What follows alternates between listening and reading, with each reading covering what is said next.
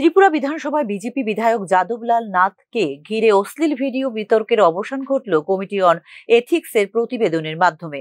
যাদবলালের বিরুদ্ধে আনা অভিযোগ সর্বসম্মতিক্রমে খারিজ করা হয়েছে বলে রিপোর্টে উল্লেখ করেছে বিধানসভার এথিক্স কমিটি। তবে ঘটনাকে কেন্দ্র করে রাজ্য রাজনীতিতে নতুন করে প্রশ্ন উঠেছে ন্যায় বিচার ও কমিটির নিরপেক্ষতা নিয়ে। গত বছর ২৬শে জুলাই মাসে বিধানসভা চলাকালীন যাদবলাল নাথের মোবাইল ফোনে হঠাৎ একটি অশ্লীল ভিডিও চালু হয়ে যায় বলে ওঠে অভিযোগ। বিরোধী দলনেতা জিতেন্দ্র চৌধুরী, সিপিআইএম বিধায়ক অশোক মিত্র ও নির্মল বিশ্বাস তৎক্ষণাৎ অধ্যক্ষকে অভিযোগ জানিয়ে বিচার দাবি করেন সম্পূর্ণ ঘটনার। বিধানসভার শৃঙ্খলা ও মর্যাদা ক্ষুণ্ণ হওয়ার কারণে অত্যন্ত গুরুতর হিসেবে দেখা হয় ঘটনাটিকে। ৩০শে আগস্ট গঠিত কমিটি অন এথিক্সের চেয়ারম্যান করা হয় বিধানসভার উপাধ্যক্ষ রামপ্রসাদ পালকে।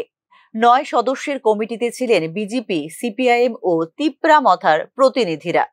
যাদবলাল লিখিতভাবে জানান, তিনি মোবাইল প্রযুক্তি সম্পর্কে কম জানেন এবং ভুলবশত ভিডিওটি চলে আসে। এর জন্য নিঃশর্ত ক্ষমা চান তিনি। বিধানসভার নিয়ম ২৭৭A(4) ও ২৭৭J অনুযায়ী ক্ষমা প্রার্থনা গ্রহণ করে এবং ঘটনাটি ইচ্ছাকৃত নয় বলে মনে করে বিধানসভার এথিক্স কমিটি।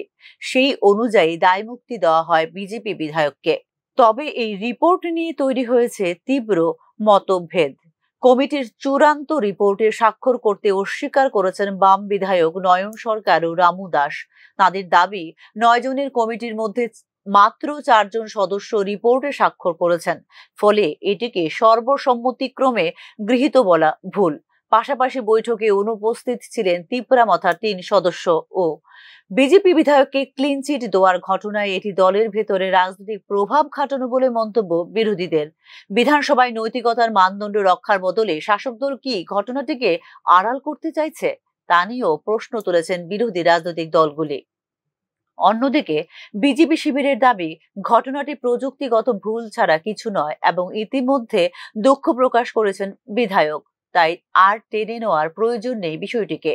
যাদবলালের যুক্তি হয়তো গ্রহণযোগ্য হতে পারে যে তিনি মোবাইল ভালো বোঝেন না, তবে প্রশ্ন রয়ে যায়, এত গুরুত্বপূর্ণ অধিবেশনে একজন বিধায়কের ব্যক্তিগত মোবাইলে এমন ভিডিও চালু হওয়া কতটা গ্রহণযোগ্য? ৯ সদস্যের কমিটিতে ৪ জন স্বাক্ষর করলেও সেটিকে সর্বসম্মতিক্রমে গৃহীত বলা হলে তা প্রশ্ন তোলে গণতান্ত্রিক প্রক্রিয়া নিয়ে। বিশেষ করে বিরোধীরা যখন সরব, তখন এই সিদ্ধান্তের নিরপেক্ষতা নিয়ে থেকেই যায় সন্দেহ।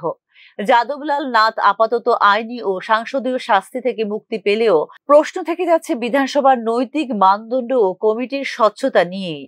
শাসক দল তার বিধায়কের সুরক্ষায় প্রশাসনিক ও সাংসদীয় ক্ষমতা ব্যবহার করছে কিনা, আগামী দিনে রাজনৈতিক তরজা আরো বাড়বে তা নিয়েও। আগামী ১৯শে সেপ্টেম্বর থেকে শুরু হতে যাওয়া বিধানসভার বাদল অধিবেশনে বিষয়টি নিয়ে সরকারকে আক্রমণ করার প্রস্তুতি নিচ্ছে বিরোধী রাজনৈতিক দলগুলি। Bureau report, news now.